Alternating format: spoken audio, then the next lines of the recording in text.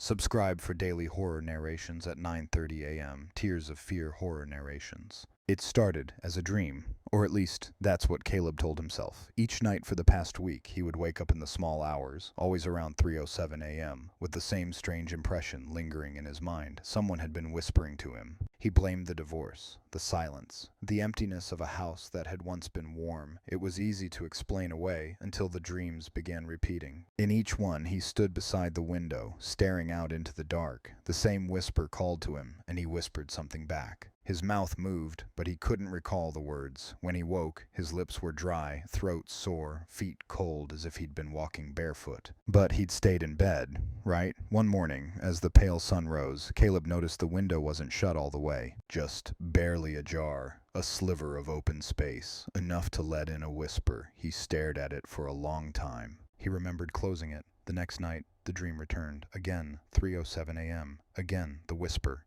A low, urgent hiss just outside the glass, but this time it didn't fade. It persisted like it was waiting. His skin crawled and he woke sweating. The room was cold. The window was open again. 2 inches this time. He pushed it closed, locked it, checked it twice. Then he looked outside. There was nothing. Just the yard, the woods beyond, and the pale curve of the moon. He told himself he was sleepwalking. Maybe he had a fever, maybe it was stress, but deep down, he knew that wasn't true. The next night, he left the phone on his nightstand recording, just in case. He didn't remember waking, didn't remember dreaming, but when he checked the recording the next morning, he heard it. Not a dream, a whisper, 3 soft, breathy words, "Let me in." Then silence, and underneath it, something else. A sound like ragged breathing, wet, slow, not human.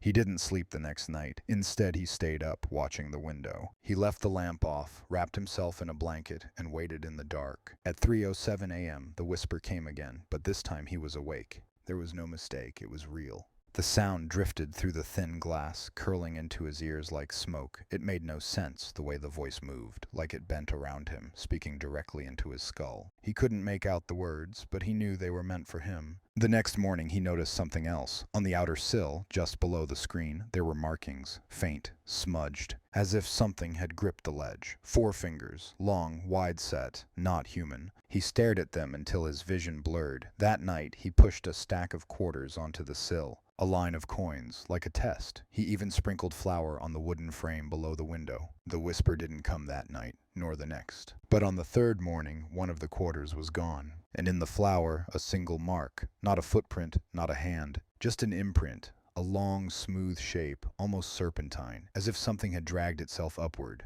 Caleb didn't go to work that day. He spent hours staring at the window, watching it, listening. That night, despite every effort, he fell asleep. And when he opened his eyes, he was standing at the window. His hands were on the glass. The window was open. A shape crouched just beyond the screen. Black, motionless, almost blending into the night, but not quite. Its eyes were open, pale and milky, set deep in a face that was too long, too narrow, a face without a mouth. And yet, it whispered. Caleb didn't scream. He didn't move. He simply stood there, whispering something back. Words he didn't recognize, words that didn't belong to him. Then he blinked. The shape was gone, the window was open, and the whisper was now inside the room. It curled around him, seeping into his mind like fog, leaving him paralyzed with fear. His own voice echoes back at him, distorted and mocking, as if the darkness was playing games with his sanity. His heart pounded furiously as he realized the whispers were not just echoes. They were calling for him. He knew he had to fight back, to resist the pull of the sinister voice that beckoned him from beyond.